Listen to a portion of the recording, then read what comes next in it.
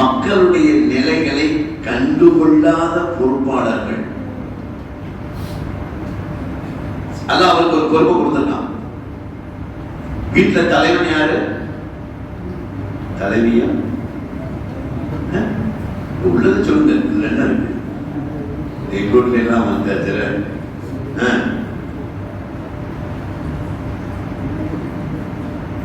அப்ப வீட்டின் தலைவன் இவருக்கு தான் பொறுப்பு.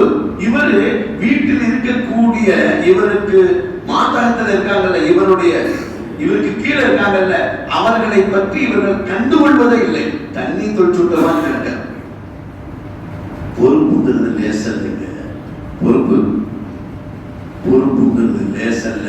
பொறுப்பு பெருமையை கொடுக்கும், ஆனால் சிறுமையை ஏற்படுத்திவிடும். பொறுப்பு பெருமையை கொடுக்கும், ஆனால் சிறுமையை ஏற்படுத்திவிடும்.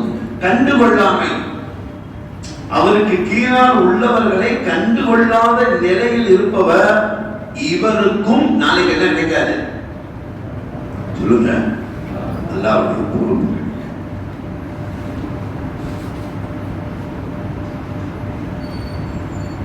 பொறுப்பு தவறினால் நெருப்பு. பொறுப்பு தவறினால், தமிழ்ல ஒரு வாசகம் இருக்கு, பொறுப்பு தவறினால் நெருப்பு. அவங்க பொறுப்பு என்ன செய்யணும்? ஃபாலோ பண்ணி தான் ஆகணும். கணவன்டா கணவனா நடக்கணும், தகப்பன்டா வீட்டுல தகப்பனா நடக்கணும், தகப்பனா நடக்கணும். ஒரு கூட்டத்துக்கு தலைவர்னா தலைவரா நடக்கணும். ஒரு மொஹல்லாக்கு இமாம்னா இமாமா நடக்கணும், இமாமா நடக்கணும். இல்லைன்னா ஹதீஸ்ல வருது, குல்லுக்கும் ராயின் என்று தொடங்கக்கூடிய ஹதீஸ்ல வல் இமாமு ராயின் அலல் மஹ்மூம். மாமூம் நீங்கெல்லாம் பின்னாடி நிக்கிறீங்கல்ல, வல் இமாமு ராயின் அலல் மஹ்மூம். மாமூமின் மீது பொறுப்பு இருக்கிறது இமாமுக்கு. நாளைக்கு இமாம் பதில் சொல்லணும். பதில் சொல்லணும். நான் சொல்லிக்கிட்டு தான் இருந்தேன் அப்படிலாம் சொல்ல முடியாது. அப்படிலாம் சொல்ல முடியாது. கண்டு கொள்ளாமை. யார்? அவருக்கு மாத்தாரத்தில் இருக்கு ஒரு கடையில இவர் தான் முதலாளி, அவருக்கு கீழே இருக்க அத்தனை பேரும் இவருக்கு கீழ் உள்ளவர்கள் தான். இவர் தான் பொறுப்பு. இதே மாதிரி ஒரு கம்பெனி, அதே மாதிரி ஒரு ஸ்கூல், ஒரு காலேஜ், அவர் தான் பொறுப்பு.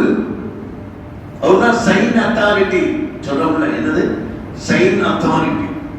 எத்தனை பேர் தான் சைன் அத்தாரிட்டி இருப்பாங்கல்ல, அவருக்கு தான் பொறுப்பு. ஆனா ஒவ்வொன்றையும் நின்று பேசணும். ஹதீஸ்ல தேடப்பட்ட செய்தியை சொல்லியிருந்ததற்காண்டி கடந்து செல்லுகிறேன்.